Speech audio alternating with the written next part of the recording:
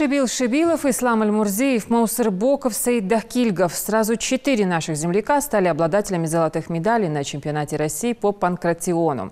Это был отбор на чемпионат мира. Каждому удалось раскрыться в зрелищных поединках. Наша съемочная группа встретилась с чемпионами. Слово Тамерлану Хамхоеву. Более 400 спортсменов со всей России, высочайший уровень конкуренции. Чемпионат в Байкопе собрал лучших из лучших. Один из золотых призеров турнира Шибил Шибилов. Завершив досрочно все свои схватки, наш земляк стал победителем. Выделять одного соперника сложно, признается спортсмен. Каждый сражался достойно. Для меня он удачно прошел чемпионат. Я в первый раз участвовал там. И если оценивать по 10-бальной шкале, то где-то на 7, наверное, на 6. Сложнее мне все-таки показался первый бой, так как первый бой всегда бывает сложный, а дальше уже как бы пошло само по себе все. Выступление, в принципе, оцениваю на 4, можно сказать. Один у нас заболел боец, Аздоев Алихан, выступил неплохо, в принципе, стал бронзовым призером, но на него была большая ставка, и процентов на 90 мы были уверены, что он займет первое место. Ошибки, конечно, были, они всегда были и будут, наверное, в дальнейшем, поэтому будем работать над ними. Ингушетию представили более 10 спортсменов, и каждый из них показал хороший результат. Как правило, кузница бойцов Северокавказский федеральный округ считался фаворитом на чемпионате. Так и вышло. Практически в каждой весовой категории звучали фамилии кавказских файтеров. Нашу республику представляли в 2 разделах. В разделе семиконтакт и фулл-контакт 13 участников. Планировал чуть больше, но ребята некоторые не уложились в веса. Был свидетелем, честно говоря, очень приятного сюрприза, когда в том разделе семиконтакт, в котором, ну, скажем так, мы в меньшей степени ожидали результаты, мы получили достаточно, скажу не буду громким словом, потрясающий результат, учитывая прошлые года выступлений.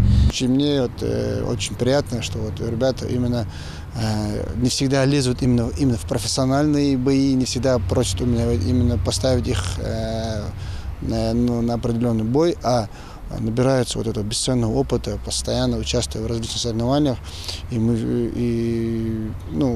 получают такие, добиваются хороших результатов, как мы видим, 4 золота на чемпионате России для нашей маленькой республики. Это такой хороший результат. Ислам Аль-Мурзиев стал победителем в весовой категории до 84 килограмм, одолев 4 соперников. Важна не только физическая форма, считает Ислам. Многое зависит и от грамотной техники ведения поединка.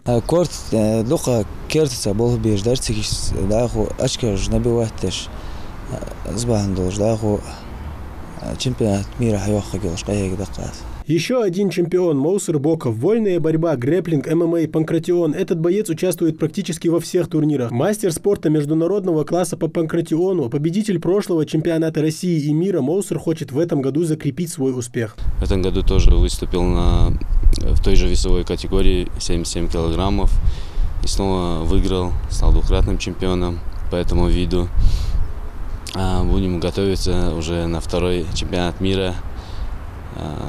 Так выступил хорошо, даже не проиграл ни одного балла. Другой чемпион Саид Дахкильгов также не оставил ни шанса своим оппонентам, уверенно разгромив их на пути к финалу и в самом главном бою. Чемпионат первый раз участвовал в Дартхо спорта чемпионата России. Делал какие-то первый яхка. Игорь Халав соперник выход финальный урок, профессиональный боец улучшил. Делал какие-то цена код был Эттубер.